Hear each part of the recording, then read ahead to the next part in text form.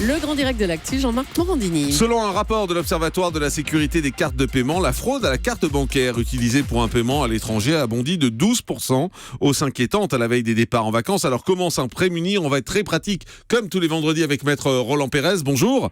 Salut Jean-Marc, salut Julie. Est-ce qu'on connaît, Salut. Roland, le montant des fraudes liées à l'utilisation des cartes bancaires pour des achats à l'étranger?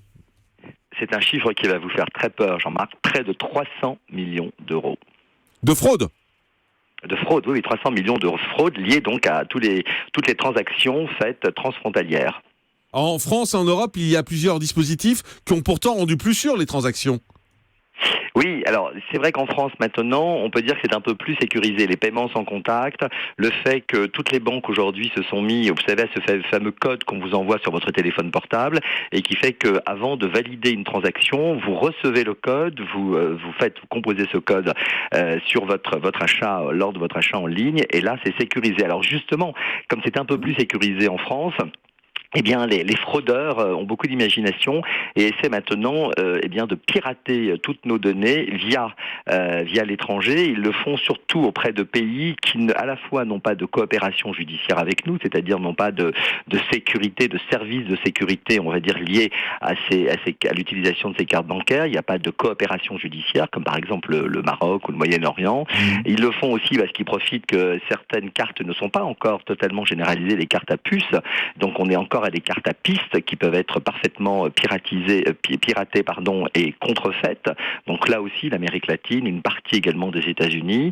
Donc c'est à l'étranger que cela commence à exploser véritablement. Est-ce qu'on sait quel est le type de transaction qui est le plus concerné? C'est les achats en ligne. Les achats en ligne explosent, évidemment, parce que c'est lors de ces achats en ligne, on donne nos coordonnées à un commerçant.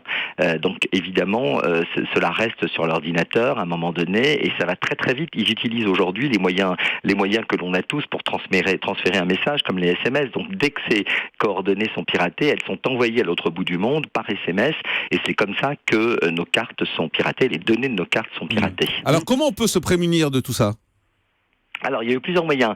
Alors, par exemple, les banques françaises réfléchissent aujourd'hui à ce fameux cryptogramme. Vous savez, ces 3 chiffres qui sont essentiels et qui nous sont demandés pour toute transaction.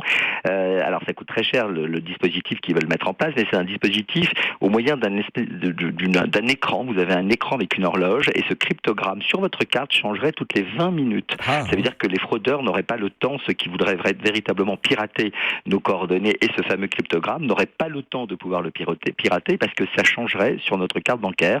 On aurait un différent, ces 3 chiffres qui sont vraiment des codes de sécurité, changeraient quasiment toutes les 20 minutes. Alors, ils réfléchissent à ça depuis 2014, ça n'a pas encore été mis en place, c'est la Société Générale, la Banque Postale, également la BNP, Paribas, veut mettre en place ce point.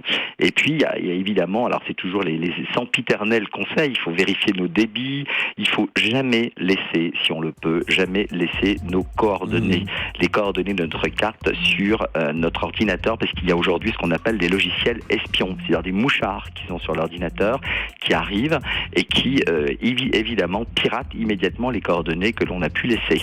Alors il y a aussi, vous savez ce qu'on a fait, le phishing, on en a souvent parlé, ces courriels qui sont quasiment contrefaits, qui contrefont votre banque, votre organisme de sécurité sociale, tous les services de confiance avec lesquels vous travaillez. Vous recevez aujourd'hui un courriel qui ressemble étonnamment à ces services de confiance et à qui vous donnez vos coordonnées parce qu'on vous les demande. Donc là, il faut vérifier et ne jamais le faire.